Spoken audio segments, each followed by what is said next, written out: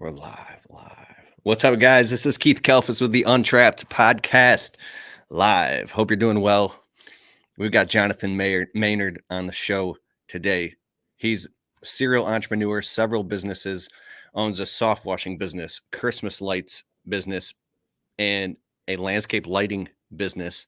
And he's also the co-owner of the Huge Convention, which is a massive industry show that goes on once a year. Last year was in Nashville, Tennessee, where you can travel to Tennessee. It was in August. I'm pretty sure it's going to be Tennessee again this year. Is it? Tennessee again this year, and also in August 23rd through the 25th.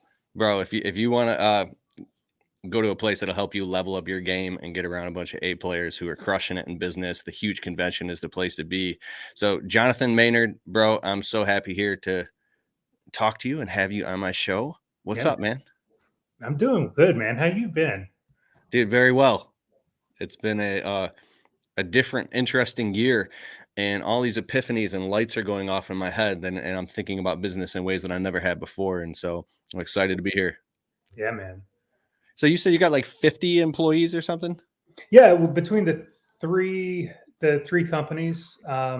Yeah, so the way I have it structured is each company stands alone, and so between those, got those folks just working, doing the things. So I don't have to be in there. So that was kind of my goal. Is I like doing things, but I don't want to be the person actually in the field doing the thing or selling the thing. Kind of just want to lead a team. I like to have my hands in a bunch of different things, but not have to have the stress. Like my businesses went from a burden to a blessing. So that's the way I like it. I can go do the things I want to do, empower the team, give them the stuff that they need, the tools that they need, and let them do what they're skilled, what they're gifted, what they love to do. I love it. And guys, for some context, Jonathan Maynard, if you've seen on my show over the past few weeks and in coming weeks on the Untrapped Podcast, Sid Graff, I say from Squeegeology, and that was so far long back in the day. We've had Sid Graff on the show, Joshua Latimer. We're having Michael Dahlke next week, and Kurt Kempton. A lot those guys, like he's friends with all those guys, and they consult with each other and they help each other come up with huge ideas that help plenty of the people in the industry, because they've grown businesses themselves, huge businesses. And so in anything that I'm talking about on the show today, a lot of this you can find at keithkelfis.com/resources. For instance, like the Huge Convention, go to keithkelfis.com/events, and then you can find out how to get tickets to all that stuff. So my question for you, man, is how do you compartmentalize your brain to run so many different businesses, have so many employees? What type of breakdowns have you had to go through, and what type of ahas, and where do the numbers have to be to actually grow and scale something like that? And what type of coaching and consulting do you have to get in order to grow your business to that point? Yeah. So I think the big thing, the really breakdowns that I had was not being such a control freak. Empowering people to do the things that they need to do. One of the things that I had to overcome, and this was like my first business was a kettle corn business, and I grew it and I sold it because I didn't want to be out there every Saturday doing the festivals, doing the farmers markets. I didn't even think you should hire people, you should train people. Well, I had that thought, and my response to that was, they can't do it as good as I can do it. It's not going to be as good of a product. So sold the company, and then got bored, started a maid service, grew, sold that. And then simultaneously with the maid service, I started my soft washing company. And I realized that I need to hire people. I need to let them do the task. I can train them, and then I can go do sales. And then I went out and I did sales. And then finally I was like, you know what? I need to hire people to do sales, and I can just manage the techs and the salespeople, or the salesperson at that time. So I did that. And then finally I came to the realization that, you know what, I want to do other things. I don't want to be the person that gets called at, 7:00 at night because something's going wrong, or, 7:00 in the morning having to deal with people calling out. And so I was like, I need to hire somebody to run this company for me. So I hired somebody to run the company. They do the day-to-day. And then I only meet with them about once every week and do a 1-hour meeting with them and say, hey, let's go over the KPIs. Let's go over the numbers. Let's see where you're failing.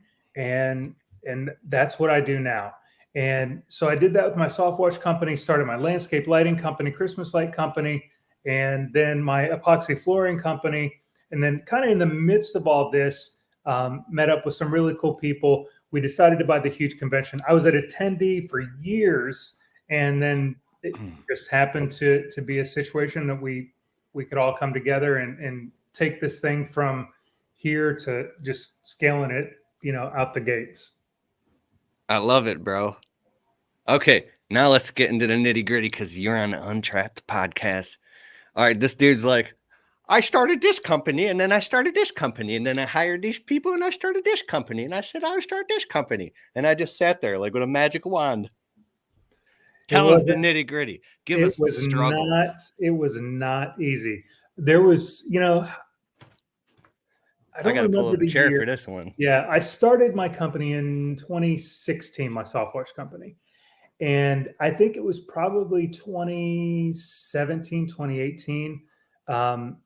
I remember sitting in my truck and I had just been beaten up at work, just technicians quitting and, customers are mad because things are, getting screwed up. And I remember sitting in my truck and all of a sudden, like I couldn't catch my breath. And then my left arm like starts going numb. And I was like, I don't have time for a heart attack. What am I going to do? So start punching yourself in the heart. Yeah. I was like, I got time for this. Yeah. It's like, I don't have time. And then I thought, what a stupid way to die in my truck, in my driveway. This is the worst. This is how my family's going to remember me. This business killed me. Turns out it wasn't a heart attack, but it was my first panic attack. And I think it's because I let the weight of the responsibility that I had overcome me. And then I was like, okay, what do I need to do? And so at that point I was like, I've got two things that I need to do. I need to work on my business, get the culture right, get the numbers right, get things going in a way that makes sense. And then two, I need to work on me. I need to work on my mental health, which people don't talk about that. And like just getting my mind right. And it's more than just this like motivational, like stuff. It's garbage. That only goes a certain point, but then the reality of your world catches up with you and punches you in the face. And then you're back to square one, unless you do the work. So, I really struggled through that. I struggled through employees, not hiring the right people. I would hire just a warm body that showed up. Like you send out the job ad and 30 people apply and one person shows up for an interview and you're like, well, I guess you're it. And you put them to work and they wreck your truck or, something goes wrong. It's the worst. One time I had a truck burned down, which it was our only truck. It was our soft wash truck and our plow truck. And I got a call and it was like, hey, it looks like somebody threw a Molotov cocktail through your truck's window. Turns out it was a diesel truck and the block plug had shorted out and the breaker didn't trip. And so it just lit the whole daggum truck on fire. It was just a molten pile of crap with a brand new plow on it. Hadn't even touched snow. So you just reminded me of something. I think it was Matt Smith, service industry coach. He's a power washing, soft washing company in Michigan. He told me the story how he had like just dropped like 60 grand on a truck with a beautiful power washing setup, everything in the tanks, and like it was perfect, dude. And he had this employee driving on the highway, smoke, he threw a cigarette out. Something landed. I don't know what it is, but the whole truck burned in flames. He told the story on the highway, and he was just like, "Oh my god!" So.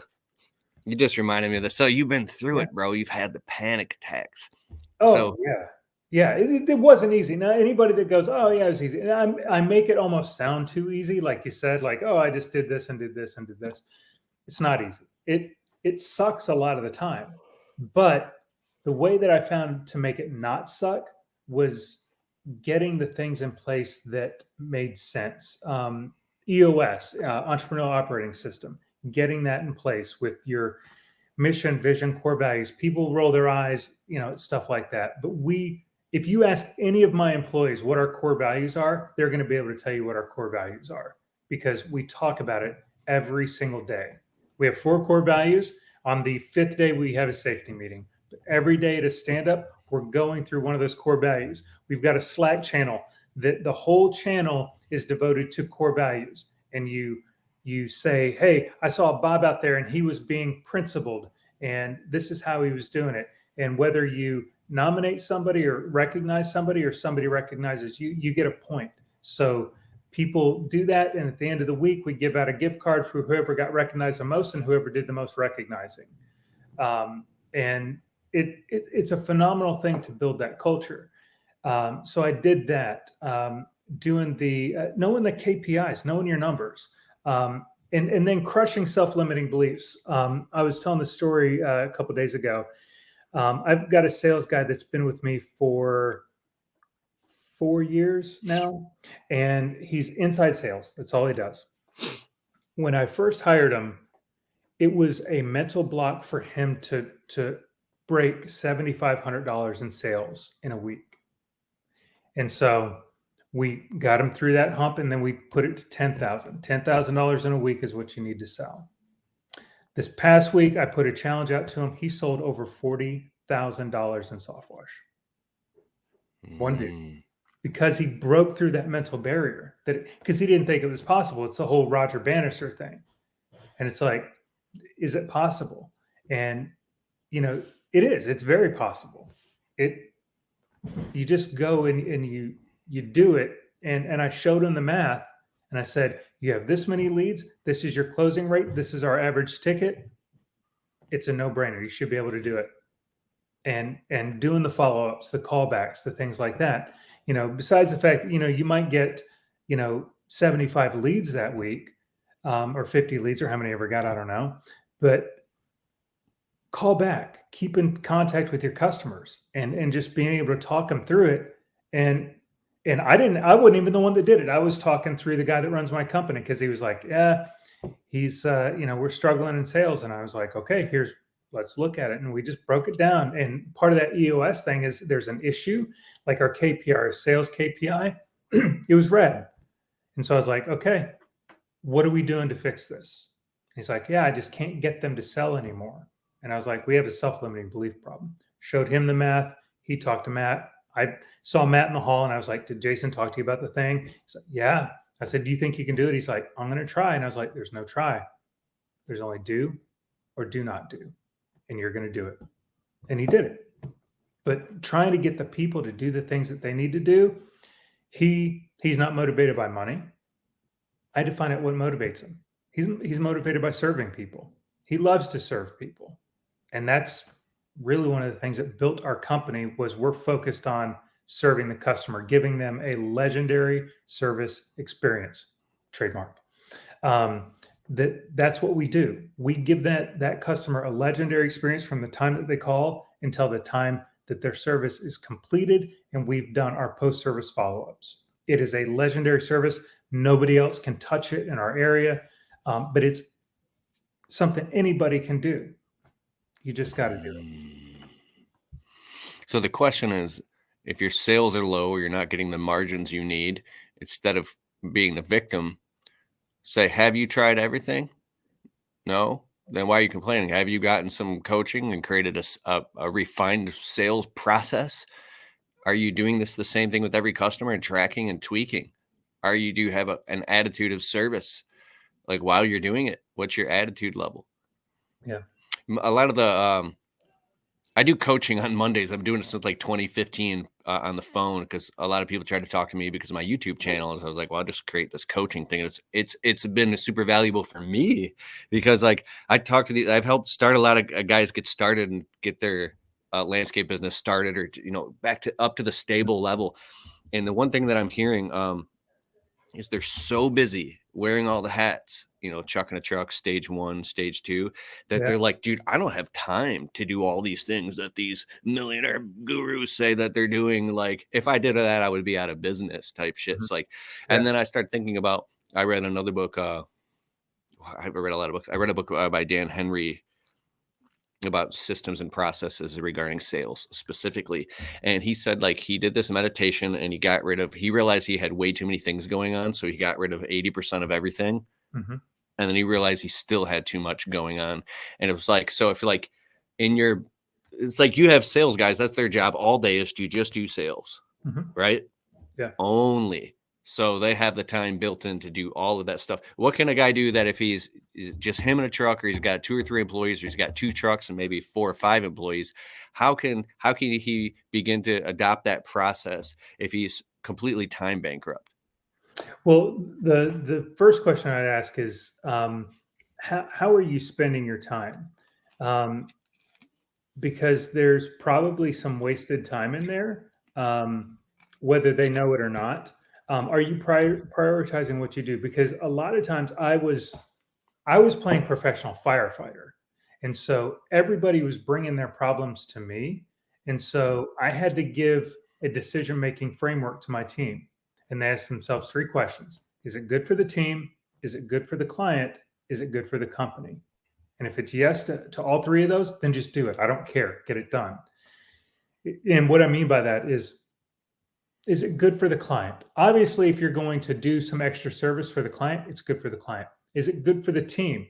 Is this going to be something that is just demoralizing, something that they don't want to do? If it's not good for the team, And is it good for the company? Because it could be good for the team and the client because I'm going to do all this extra work and you're going to give me a big tip, but I'm also getting paid hourly. So it's not good for the company because you're losing opportunity costs there. And, so that's the decision-making framework. It's a lot longer kind of way to train it out.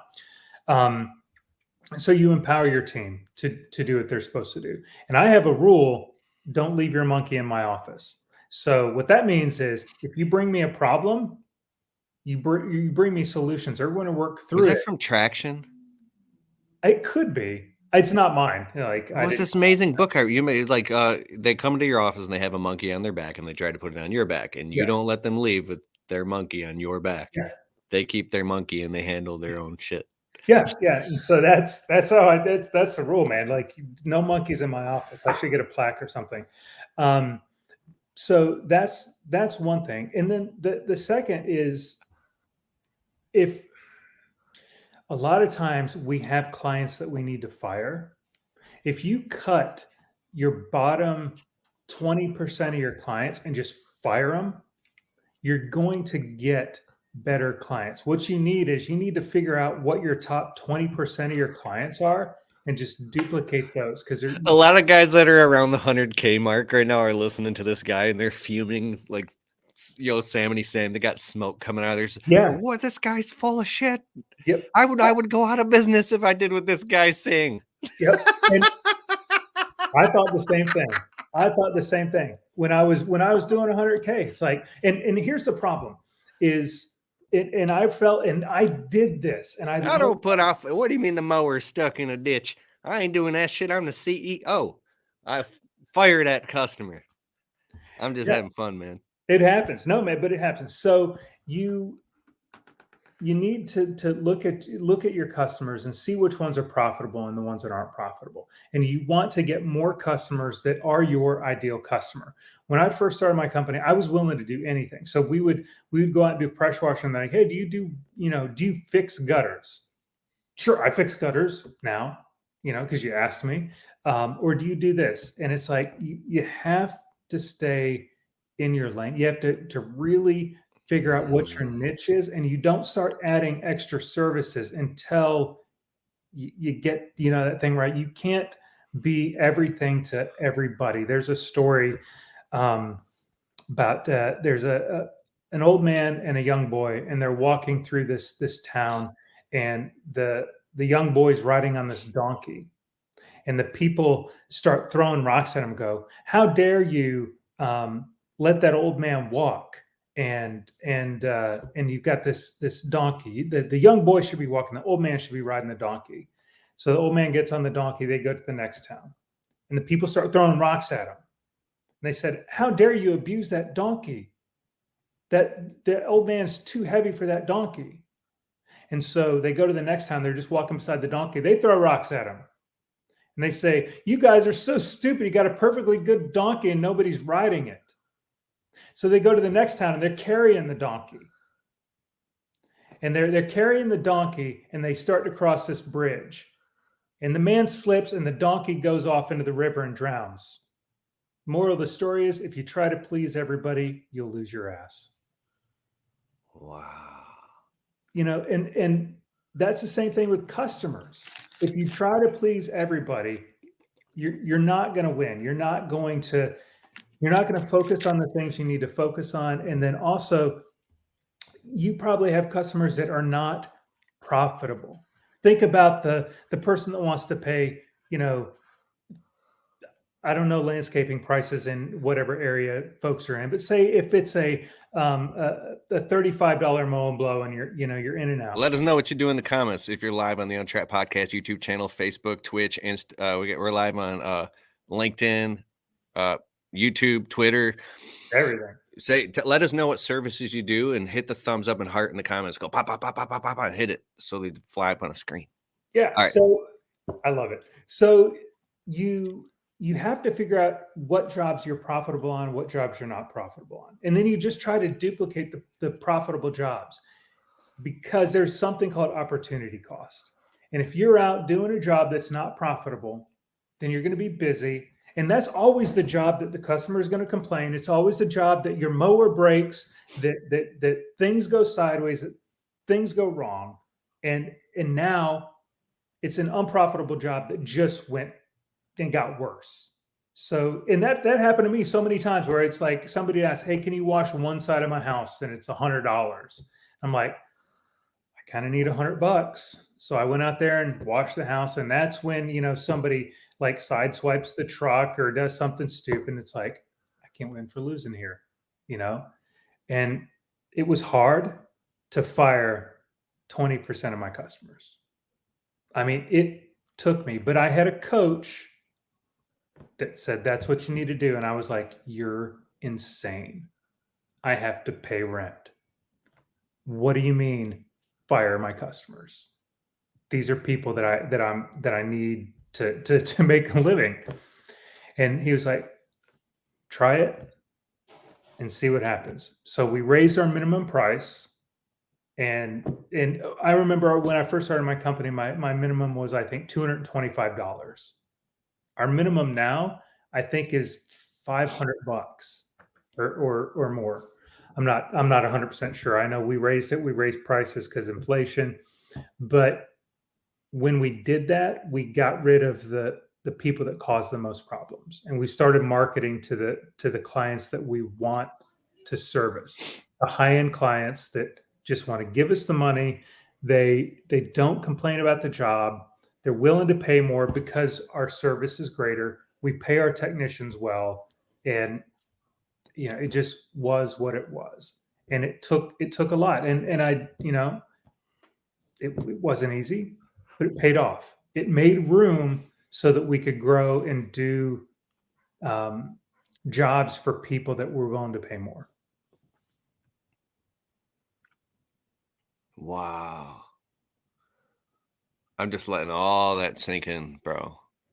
Because if you have 1-2 services or whatever that you're the best at, and you have a refined process for doing it, then your employees can do it and they can master it. You have duplicate sets of tools that do the same exact things, and they go out every day and they get to the point where they're just crushing it because they have a process. But if they're doing something different every day, different services, different tools, employees are confused because they don't know what they're going to be doing the next day, then that makes you in handcuffs to the business or whoever else knows how to do all that shit, because you always have to be out there to put out the fires. Because now this broke down, then that broke down. It's like you got this hodgepodge business of all these different things. Yeah, and I did. We were doing all kinds of crazy stuff at the beginning, stuff that we had no business doing. Now our software, we do have different verticals, but we have trucks that are specifically for doing that, paver sealing. We do that, dry vent cleaning, but we've got people that are, not dedicated year round, but when we do it, they're dedicated to doing that task. We don't have everybody trying to do everything. But in the beginning, it's cliche, but the riches are in the niches, and you figure out what that niche is, and that's what you do. And you separate yourself from everybody else. And then you build a network of referrals. That's the big thing is if you're doing, lawn care, and maybe you don't want to take on aeration, overseeding, and fertilizing right now. You just want to do mowing, edging, and that. Focus on that, and then you have a really good partner that does aeration, overseeding, and things like that until you can get your base enough to where, okay, now we can add a service. But in the beginning, if you're trying to be all things to all people, it's going to be a painful road. That's it. Can you make it work? Absolutely. If you have enough determination and grit, you can make anything work. But if you want a faster path to profitability, that's the way that I found, because you don't have to have a billion different tools. You have your one set of tools. Everybody knows what it is. Everybody knows what to do, and there's no confusion, because when you confuse, you lose. Mm. So can you now, you've talked about that. You've like created a map.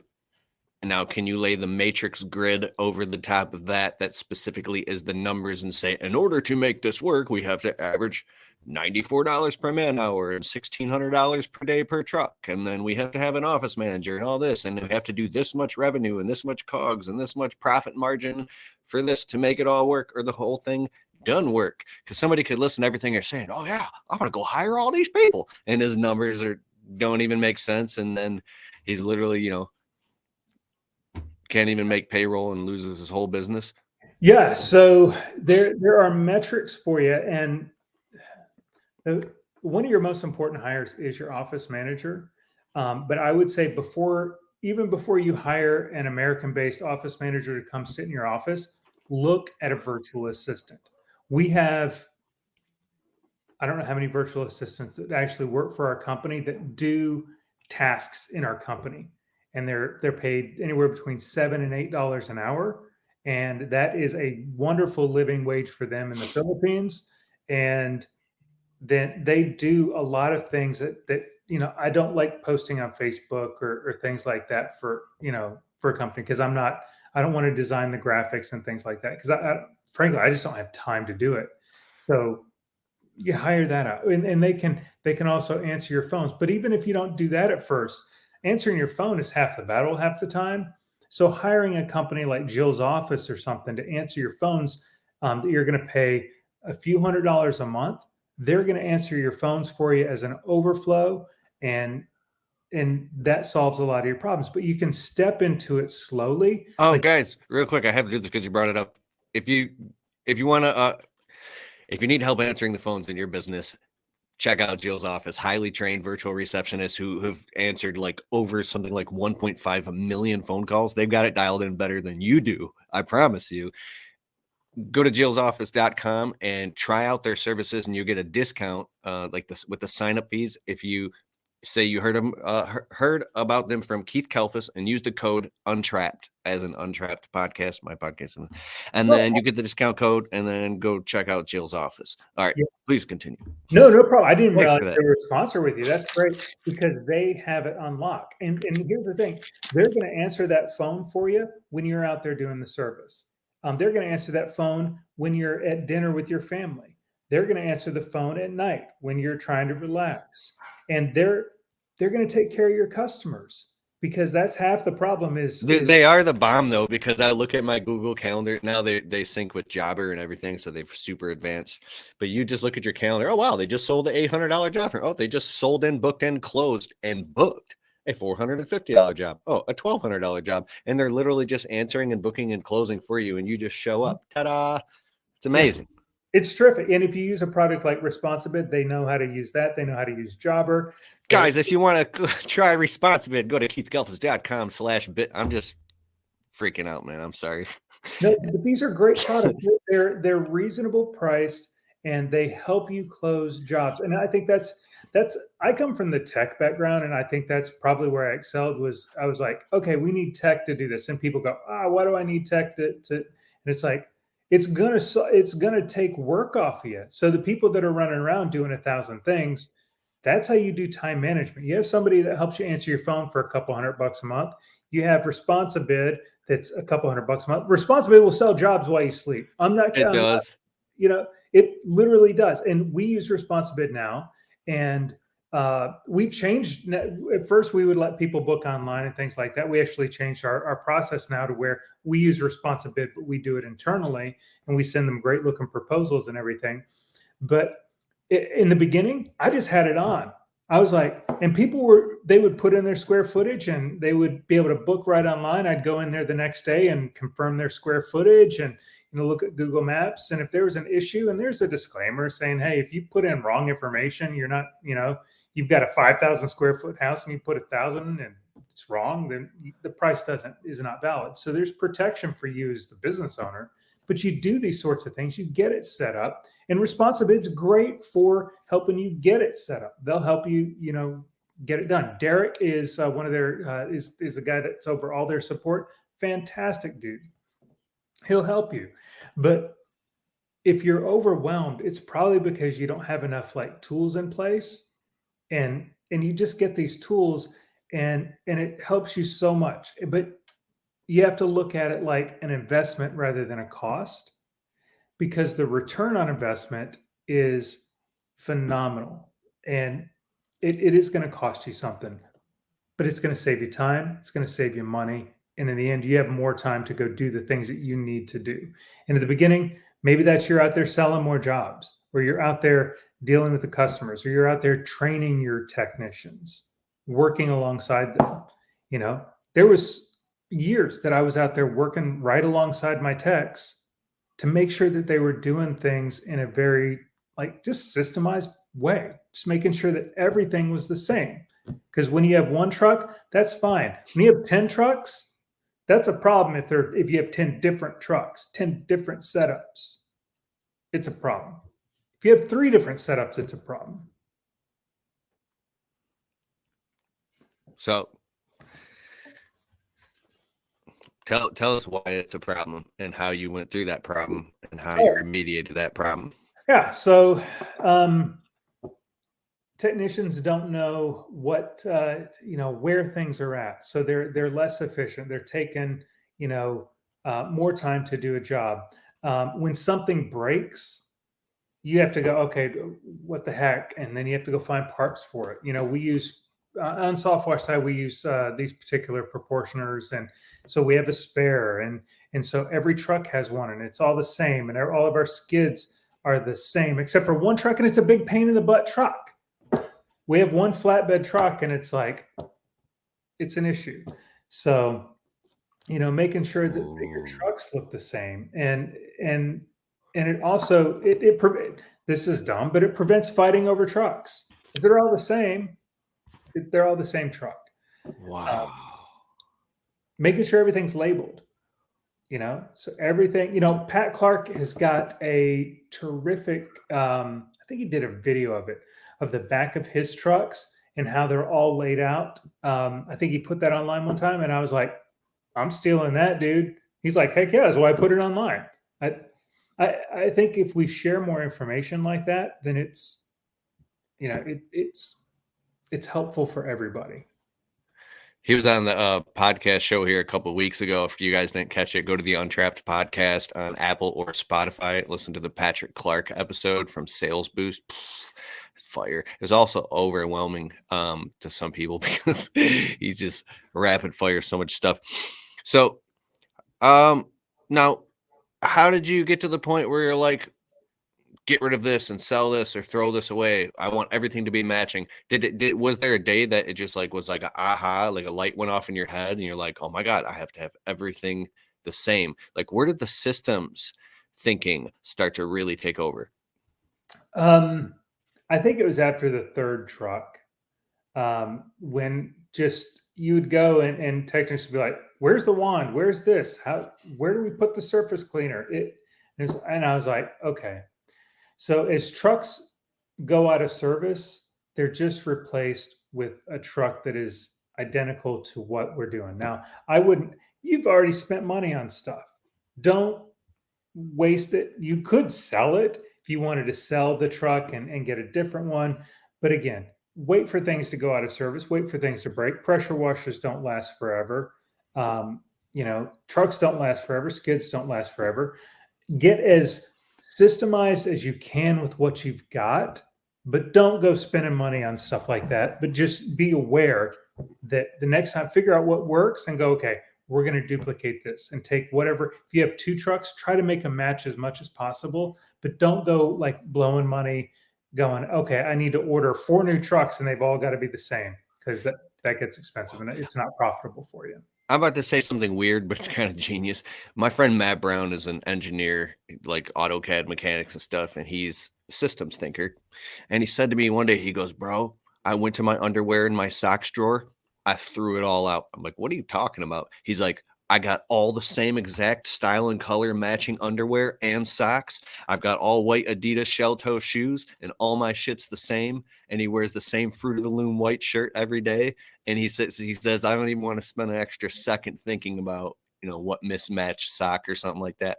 And so does systems thinking permeate your life all the way down to that, where you're like putting the roll of garbage bags inside of the garbage can, so when you take out the garbage can, there's the next one, and all throughout your house, to where you're like, how far does this go, man?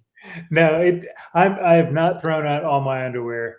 Although I did switch to one brand. I do like the Duluth underwear. So that's probably about as good as I got. I like their socks and underwear. So Do you like when you open up your fridge, is everything super aligned and like everything color coded? no, I wish it was, but it's not. I have Is a it now? Is it because there's not a hell to pay if you don't do that? Like, is it only around things that are tied to like money, income, and finances that you are super strict on yourself about? probably that more than anything. I have a lot of structure in the areas that waste time. Like I don't waste time in the refrigerator. I don't waste time looking through underwear or socks.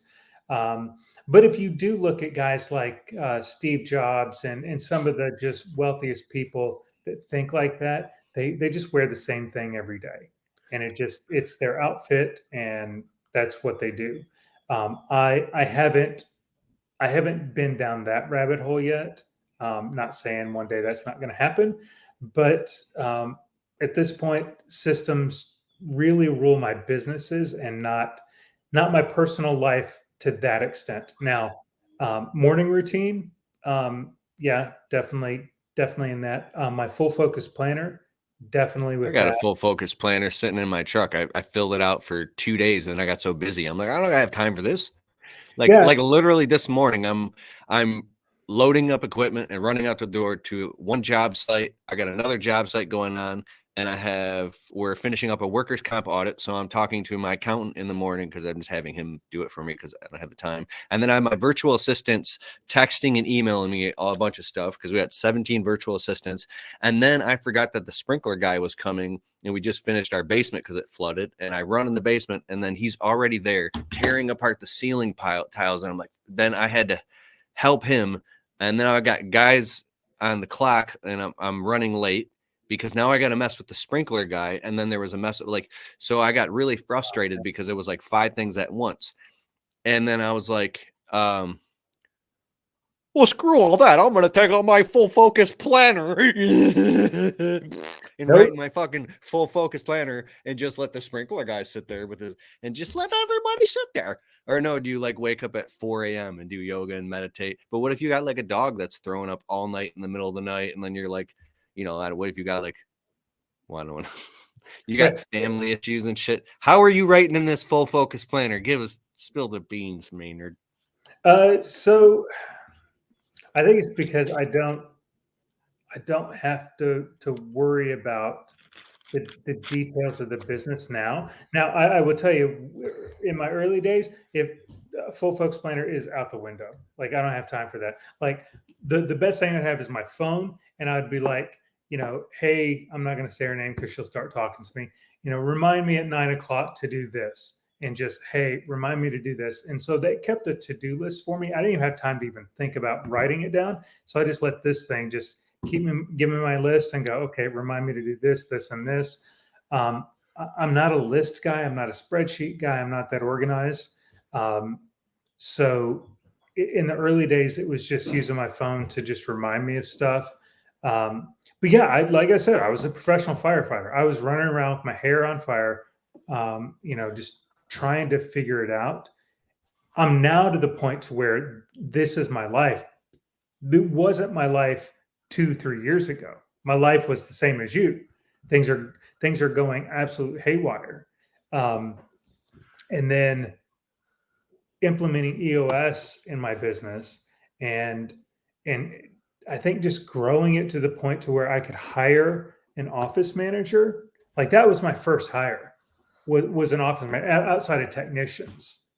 Because I was like, if I could just get an office manager, they're gonna answer my phones, they're gonna respond to emails, they're gonna be able to post to Facebook, they're gonna be able to do all this stuff that I'm doing. And you can get somebody to do that for $7-8 an hour. But it just That's crazy because I have like virtual assistants and I pay them 16 to 26 to the good ones 52 and 60 per hour up to 150 hour. But like my average, I was counting, I just yesterday, because I do my Friday finances, so it was Friday, and I went through, I said the average that I'm paying them for hour is 26 something per hour when I average them, because they're all different. But they're not working 40 hours a week. Some as little as 5 all the way up to like 15 hours per week. Mhm. And so that's why I Are don't they want to cause US based or are they foreign based?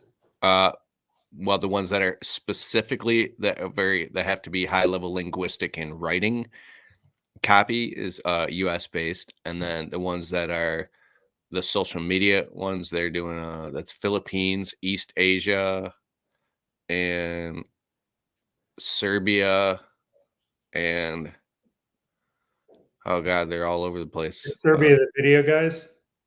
Yeah. Yeah, Serbia they have good video guys. So I use a service called Home Service VA. You were really using the same video guy, didn't even know That'd it. be funny. I'm like, why is he late on my video? And you're like, whoa, I'm just playing. Still Keith stuff. Yeah, so we use a company called Home Service VA. They do matchmaking, and they can find really really decent VAs for very non-complicated tasks, like do this, and you train them, and they're not rock star. Like, you don't ever have to train them. They know exactly what to do before you tell them to do it. They're really good, but you just have to train them. And the cool thing about Home Service VAs, they actually train you how to train your VAs. They train you how to do a training plan and things like that. That's interesting. I think I've already been through all that with the VAs that I hire. I want VAs who already are just really, really good at what they do, and I'd rather pay them a little more. And Yeah. then I just give them the structure and template of how we do, like the system of what we do, and that they're brilliant. Like the core team that I have, I love them. I'm so thankful for them, and I really think that I'm their favorite client as well. And I just like, it's like, but it took a long time to get to this place. So did the pain of not being systematized drive you to be systematized, or are you like one of those people that like you get off and you get excited about things being systematized and extremely efficient? Like, what is the epiphany bridge so we can get it and go, oh, like, So for me, it was the epiphany I had was, until I get processes in place, I'm not going to be able to extract myself from this business. I will always be the go-to person. They will always be calling me. I'm always going to have to be the one to figure it out. So I was like, I have to write this down. I have to take what's in my head, get it out of my head, put it on paper, make videos, show them how it's done, so that I can extract myself. So I'm not the guy. I didn't want to be the guy. I love getting stuff done. I love, doing what I do. I'm also a lot older than probably a lot of your listeners. I'm 46, and it was like, I'm just kind of tired of doing the thing and answering the questions. I want to be able to go do the things that I want to do.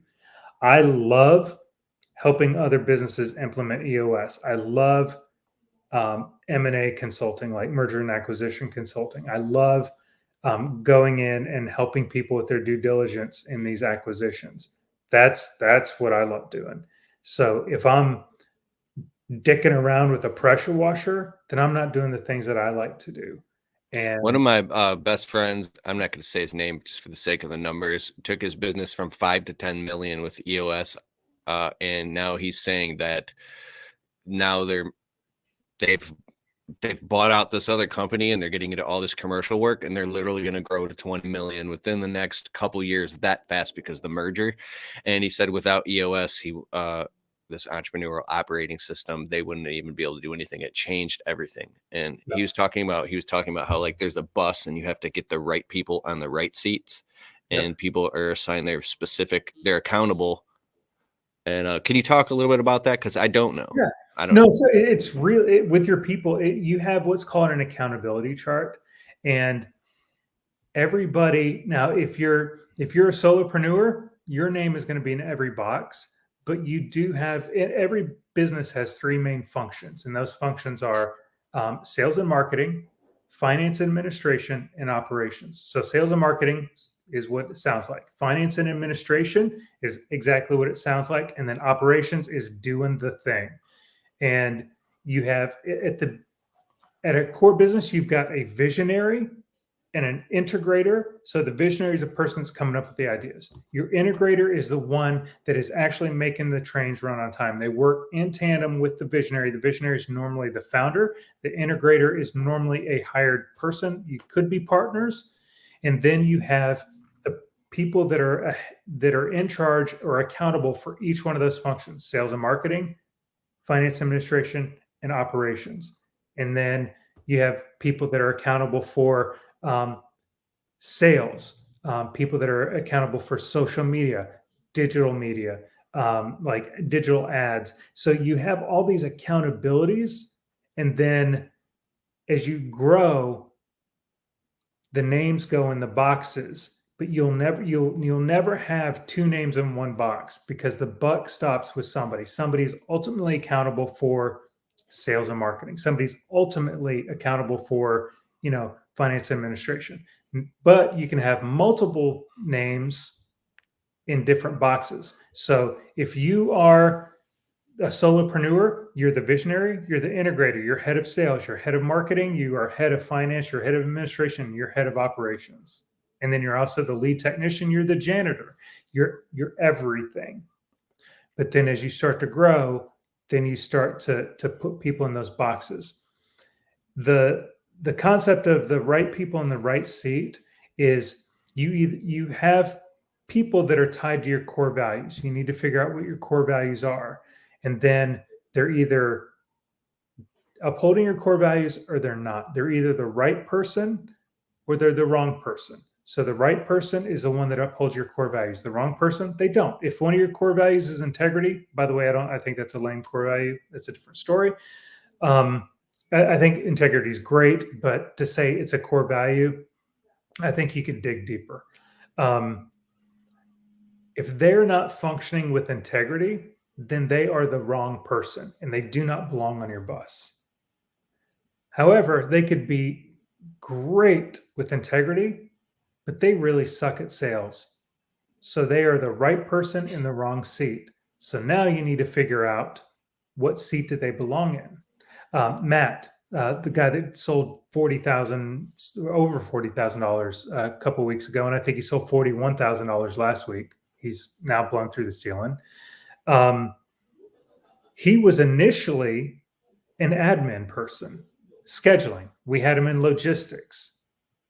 He was horrible at logistics, terrifyingly bad. I hope he's not listening to this. Well, he knows he was bad. So that's why we moved him. And it was like, let's figure out something else that he's good at, because Matt is the right person. He's selling $8,000 a day. 40,000 a week, whatever that is. Yeah. $8,000 a day. Yeah. I can sell $8,000 a day if I was just selling all day. Yeah. Totally. Yeah. If you're just selling all day over the phone, if we're giving you the leads. Oh, shit. Yeah, he's just calling leads, man. He's not even finding the leads. We're doing all of our marketing funnel and they just drop in. He's just calling them. Wait a second. So, oh my God. So the whole time you're talking, like I'm listening to everything you're saying is brilliant, but I know that there's people listening right now that are going, yes, but how much do you have to charge per hour? You must be doing $1,600 a day minimum per truck or something like that, like in order to make it all work. Because like if a guy does like property maintenance and lawn care, like I broke down all the math one day.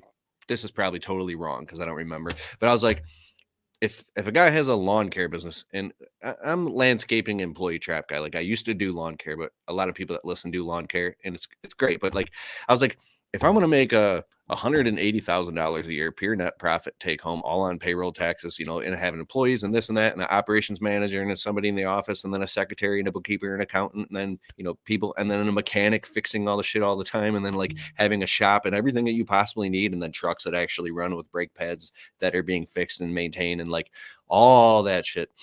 Fully operational business that's a healthy business too, that's and pays the employees a living wage and bonuses and like Christmas, and it's everything is all set up.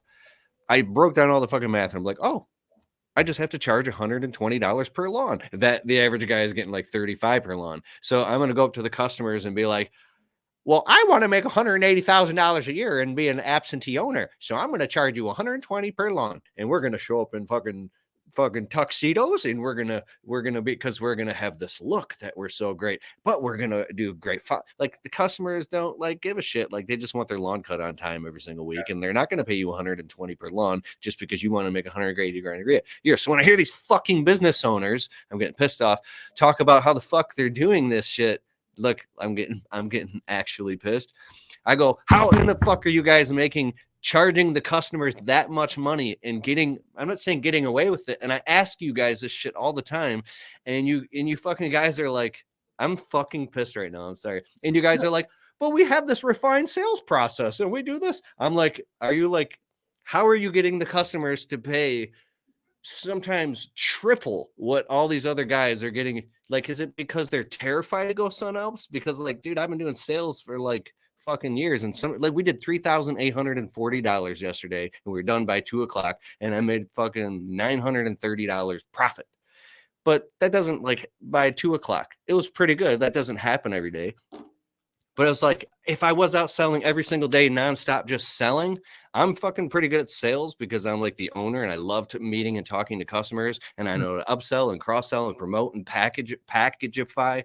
Dude, I'll go sell $20,000 landscape jobs all day if I have the production team to do it all, but it was like, is that really the ticket, that you have full-time salespeople and a shit ton of leads coming in, and you're just like combing through all the bad apples and only skimming the cream off the top? Like, what's your closing rate to be able to do this shit?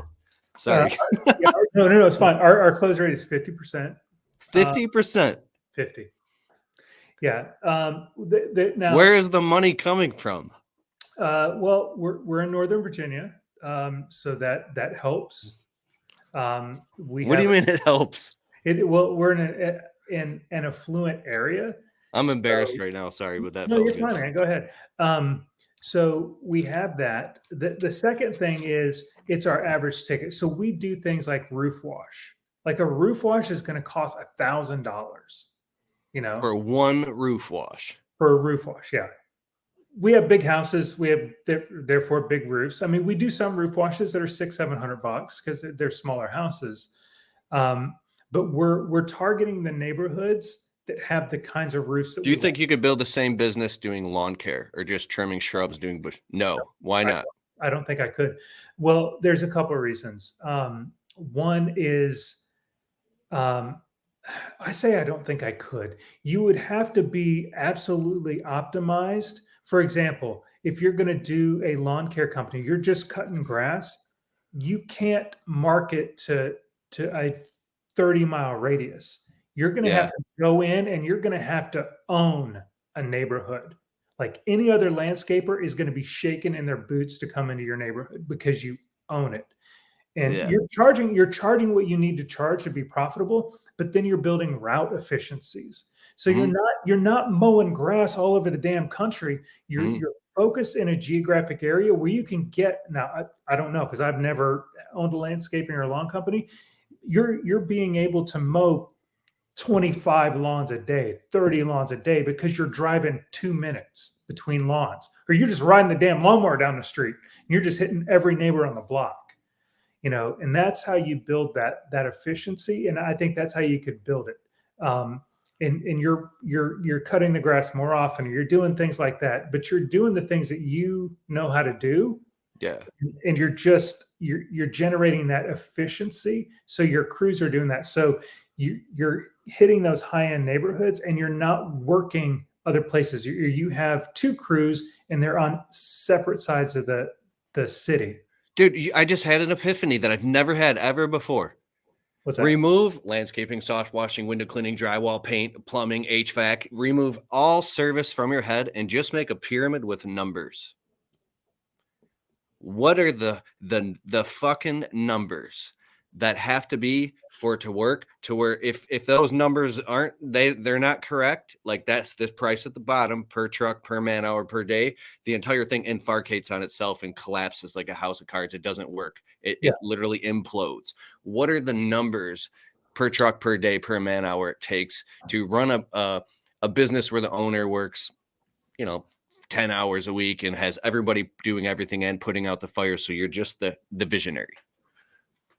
I don't know. I think that'd be a great exercise, because you really, first of all, you have to look at overhead. Okay. You have stuff that you have to pay for whether you like it or not. Hell yeah.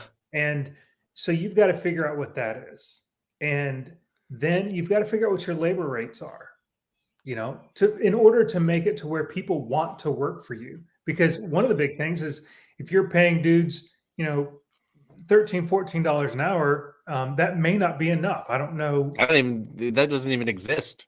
Yeah. I don't even think 15 exists. Like, I wouldn't even hire somebody today to start.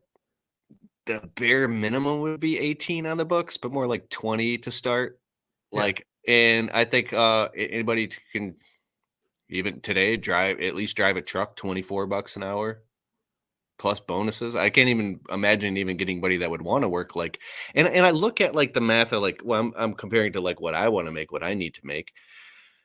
And it's if you crunch all the math off 40 or 45 hours and then break it all down, that's total poverty. I would to make 18 or $15 an hour.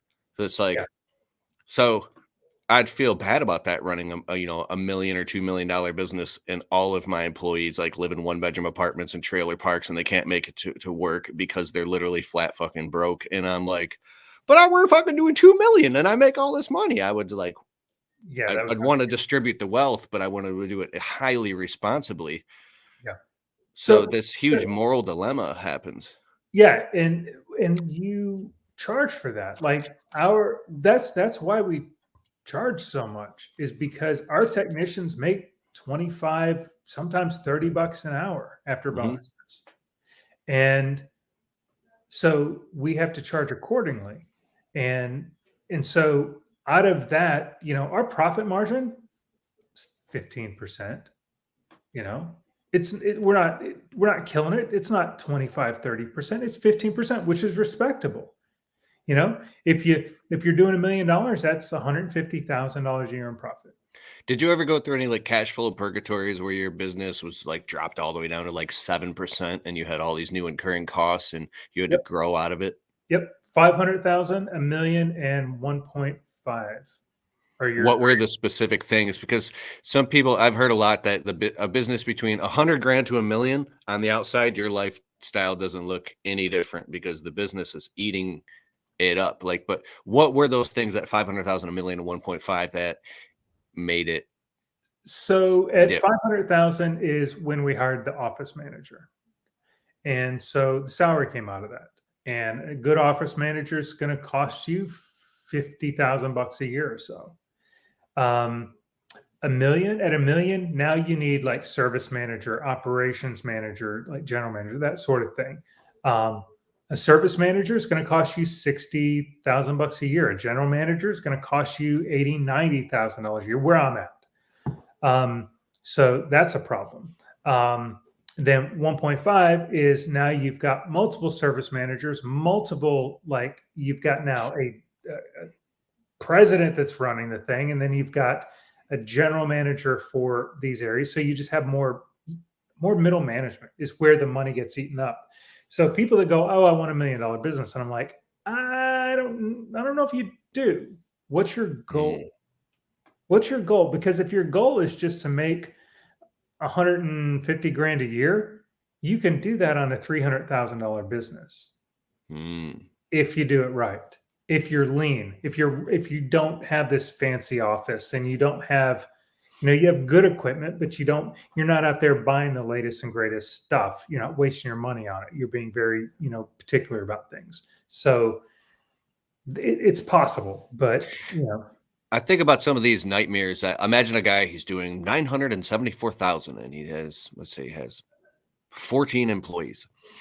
And now all of a sudden he's getting heat from the government because he's not, or whatever type of, because he's not holding his safety meetings and doing all the things. And OSHA might be coming and looking, and now he's like panicking. I'm not trying to draw doom and gloom, but this is a possibility because he could be happy as shit and making tons of money for 5 months straight. But I'm saying, what if something happens and something that happens in his family, and now he has to hold these safety meetings, but he's got to get the crews out because they got to make the money to keep it coming in because profits are getting razor thin. Yet now he's got to build all this structure, but he doesn't even know how to do it. But he's so busy running the business that now he's got to stop everything to go learn how to run and conduct a proper safety meeting. So now he's like, I'm trying to figure this shit out and doing it half-assed, but now he's got to go document it all. So now he has to go hire a person who conducts safety meetings. And then it's like, then there's an issue with maybe they hire people that they have to do this whole payroll audit thing. I hear about some of these things that happen and you're spread so thin that you're just running 100 hours a week, having a breakdown, no family life, nothing, trying to hold the pieces of the fabric of this business together. So then you're like, well, I need to go hire a operations manager. Geez, where do I find one of those? And then someone's like, well, you got to go read these 5 books and take this course and go fly across. Okay, bye, $1 million business with my 14 employees. I'm going to go fly across the country for a week and study this deep thing and let my whole fucking business burn down while I learn this. And then it's like, so are you just have to get comfortable with just watching entire ships just burn and sink into the ocean while you're learning the deeper skill sets? Because I don't believe that hard work at all makes any of this happen. I in my little fucking landscaping and media business that did 373,000 last year. You probably did 5 million. Okay. So the only way I've been able to level up was by hiring people to help me and getting a little bit of free time to have these big ahas and paying consultants and paying people like Joshua Latimer $5,000 to teach me things. And I'm paying another consultant $7,000 to teach me things because I'm frustrated. I can't do it myself.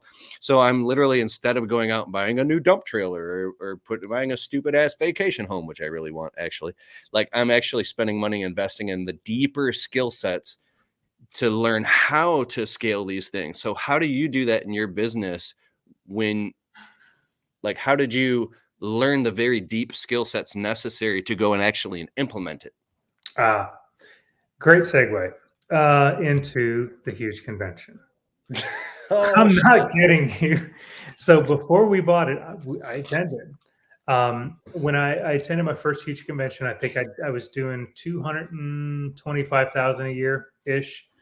And so went there and took some classes, got overwhelmed, but then somebody was like, you just had to do 3 things. Just pick 3 things, implement them, and then go. So I don't, whatever those 3 things were, go implement, and then just return the next year. Because the huge convention, it was under $200 a ticket. It still is.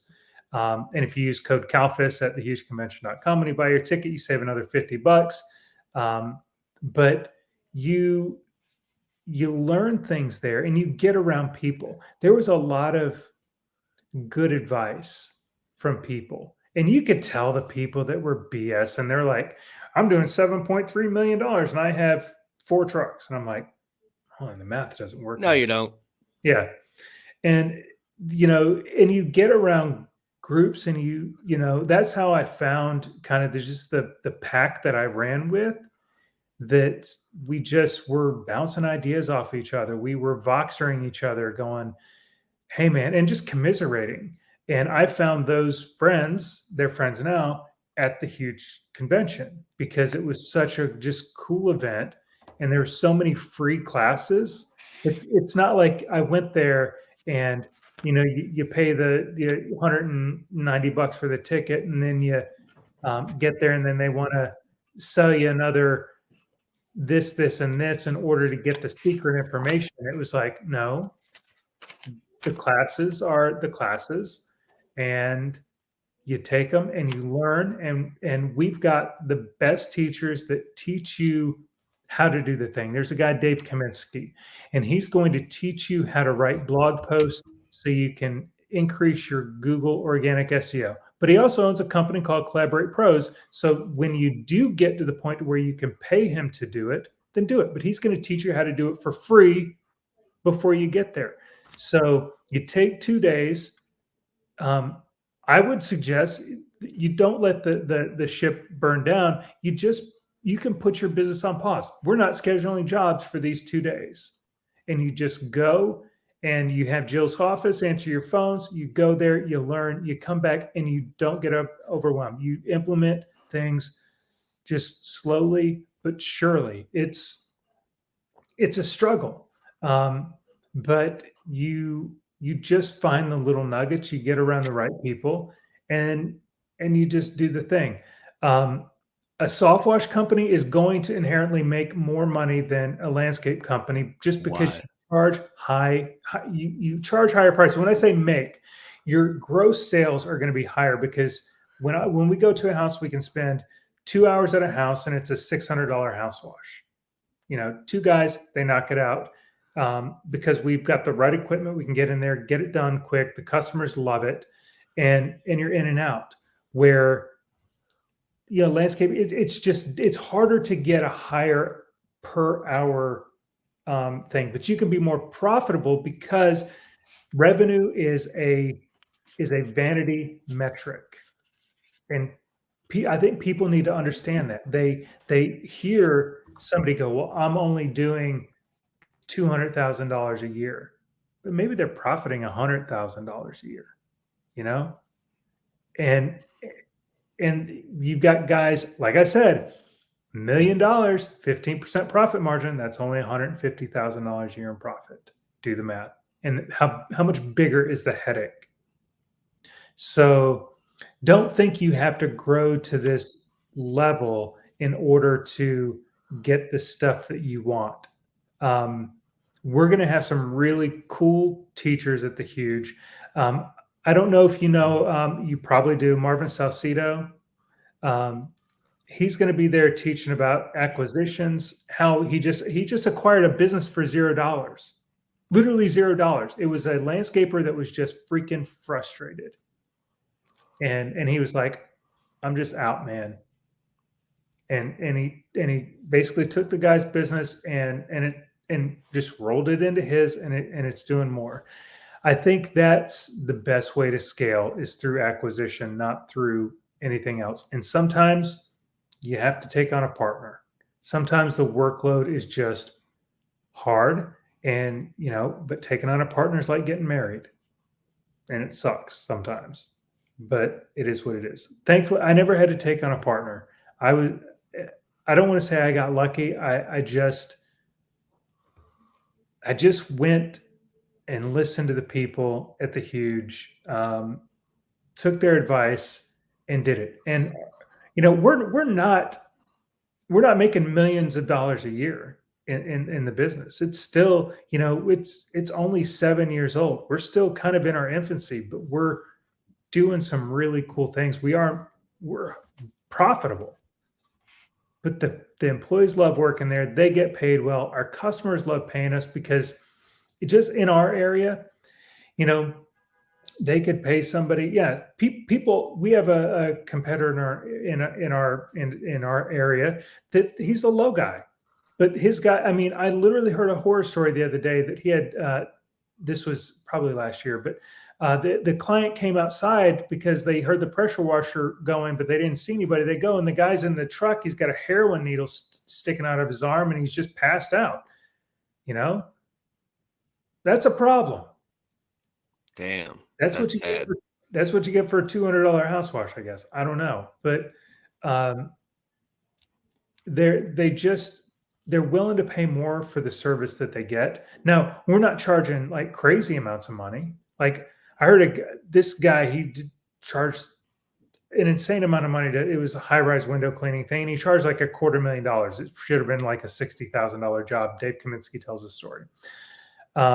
So but the reason they got the job is because it was in Canada, and they were the only ones willing to go get certifications in order to bid the job. And he just overbid it. He didn't realize he's overbidding it by so much, but he was like, hey, here's the video of the building, and I got $250,000. And all the high-rise window cleaners are going, what the fuck? How did that even happen? But so you don't have to gouge people, but you're going to provide a service that is commensurate with what you're charging. So if you want to be the $200 guy, in house washing, then you're not going to be able to provide as high a level service as somebody that does, that charges more, but they pay their guys well. They have the benefits that they need, and blah blah blah. So how does it all work? I wish I could tell you. I want to figure out that pyramid that you talked about. Like, what are the numbers that make sense? I love it. I'm losing customers left and right now. I have a $250 minimum to do any exterior window cleaning, a $500 minimum to do any window cleaning that requires going inside of the house, which is interior and exterior cleaning, plus an extra, we kept it at $4 per additional screen cleaning. And then we have a $700 minimum for any landscaping project, because we do landscaping and window cleaning, which is any property maintenance, anything. So if I'm on a property with a customer, I'm either upselling or packagifying anything, or being like, well, we do have a $700 minimum before I even showed up. But a regular customer, I was like, anything else? Because honestly, you got about $400 worth of work here. And then they were just like, oh yeah, we do want to add this and this and this. Is that about 700? I was like, yes. And then it's been working. It's weird, but we are losing customers at the same time, but the schedule is still full. It's this weird thing. And I'll tell you one thing, if we're getting no work, I'd panic and lower those prices in a second. And I've done it before. Yeah. And because every year I'm like, I'm sticking to my guns no matter what. I don't care if this business sinks. This is my new price. It's going to be this much. And then we fucking lose all our customers, and I start shaking in my boots and lower the prices. And then I lower the prices a little bit. Oh, the calendar gets booked out a month, and I'm like, oh. So we got plenty of work. And then I hear these dudes on YouTube saying, well, we average this, but like talking about how much money they make, and they're really just telling you like the best case scenario one time in 19. I'm just bullshit, but it's like, that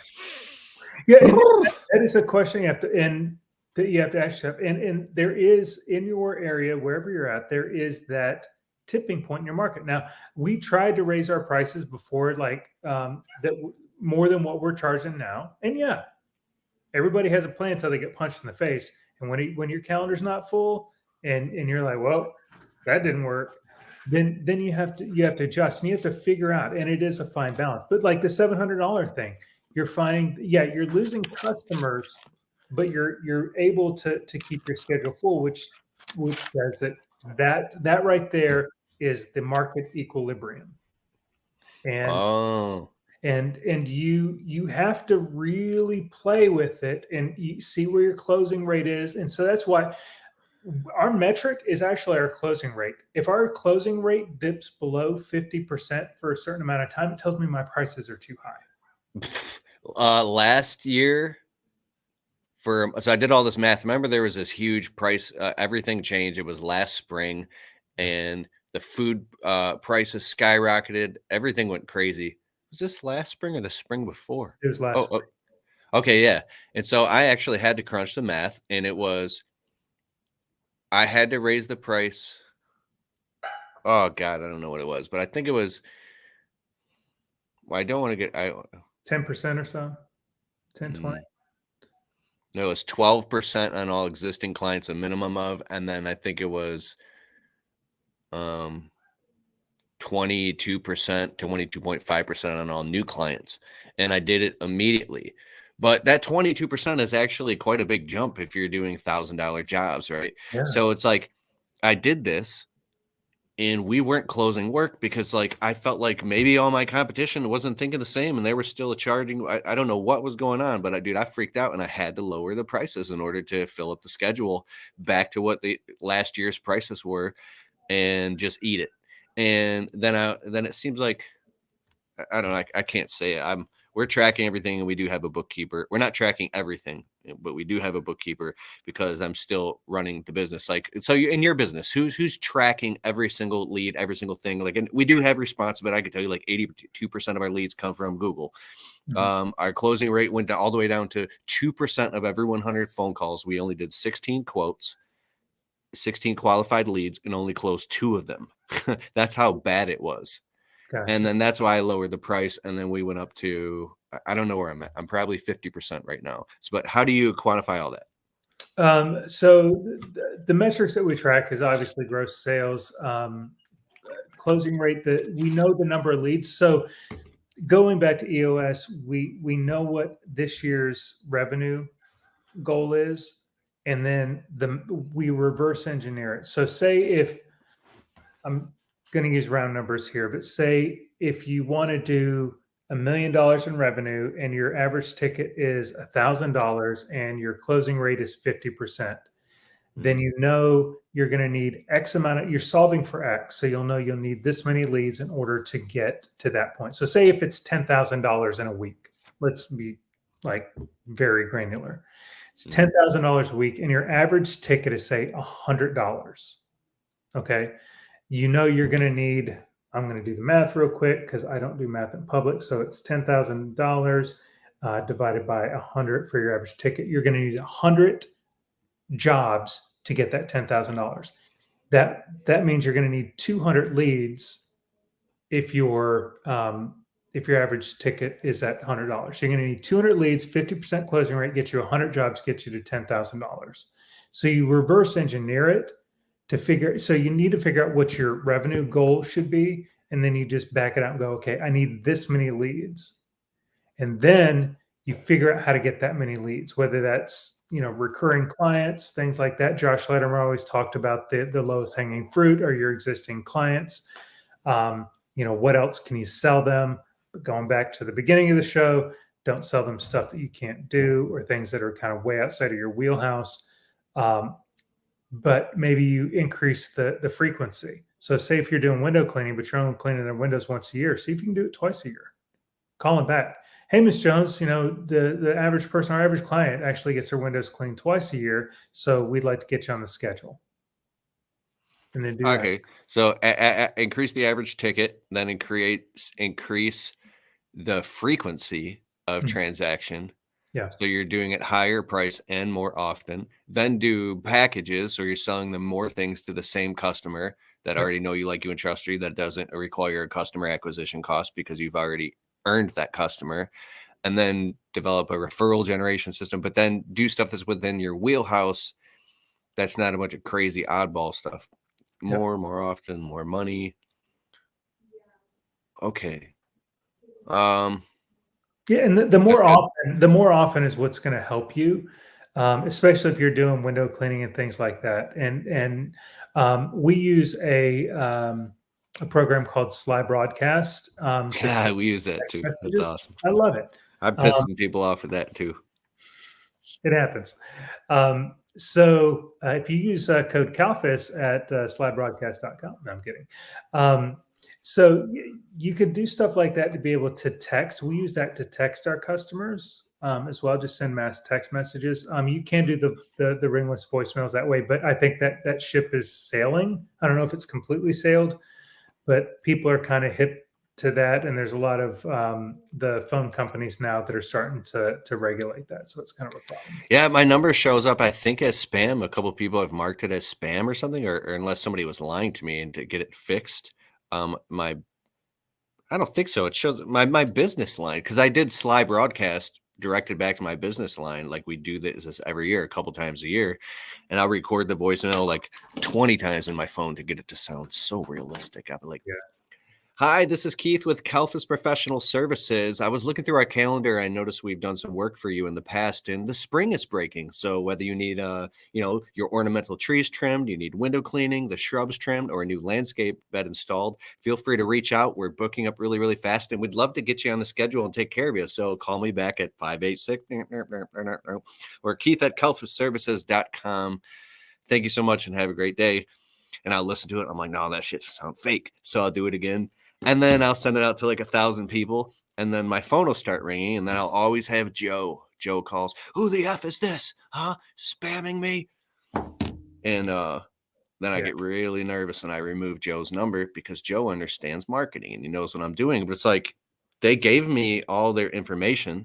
But so every time a customer calls you, are you just supposed to be like, hi, thank you for calling Kelfis Landscaping. By the way, this may be recorded for quality assurance, and we're going to save your number and market you in the future. Are you okay with this?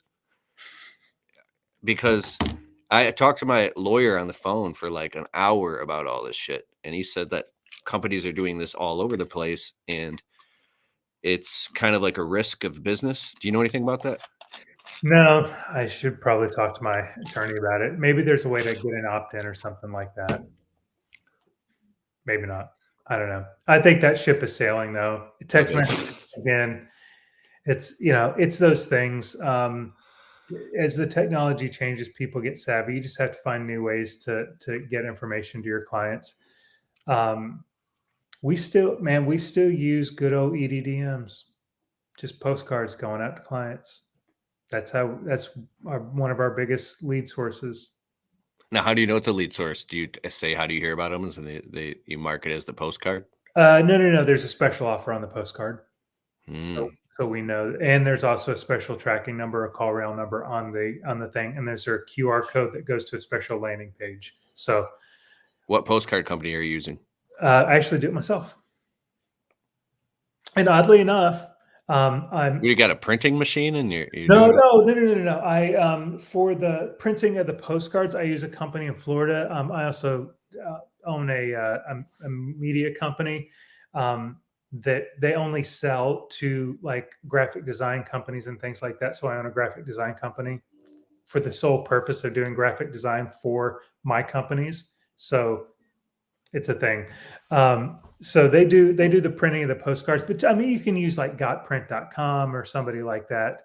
I would avoid Vistaprint. Vistaprint's kind of expensive on those, but we buy them 50,000 at a time. So they come in pallets.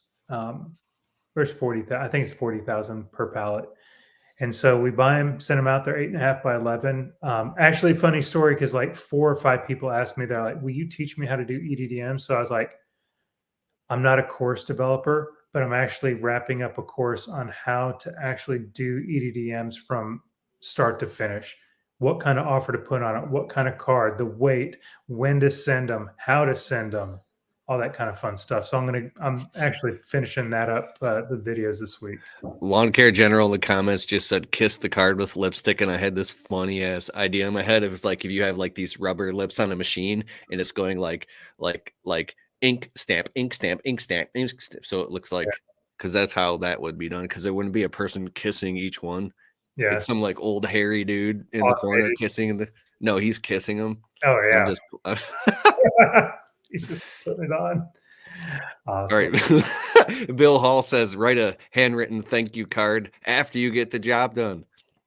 Yeah, you could do that. And there's services like SendGem that will write. It's not a handwritten. But if you're doing a ton of business, you might want to look into something like that. But really, that at the beginning, that's how you do it. You do the handwritten cards. You do the extra special, things. If you're only doing like 20 jobs a week, then yeah, it makes sense to do that. It's still, that's a pain. 20 cards in a week is a lot, but you get it done, or you can use a service like SendGem. Yeah, you got arthritis and your hand's shaking. Your whole arm is locked up from writing thank you cards. Yeah. Lawn Care General, LOL, Tingles Lawn Care. What's up? He says, great information, guys. We're about to wrap up here in a second. Guys, go to keithkelfis.com/events or go to thehugeconvention.com. Use code KELFIS to save $50 on your huge convention tickets this summer in Nashville, Tennessee. What's the date? It's August 23rd, 24th, and 25th. Prices are actually going up June 1st. So it's like, hey, go there, get it. It's $189 right now. You save $50. I don't do math in public. I think that's $139. Pat Clark tells a story about sleeping in his car. He went to a convention. He paid $200, slept in his car, and now he does very, very well. So again, get there.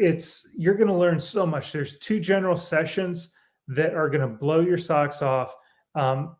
It's a big party. It's great.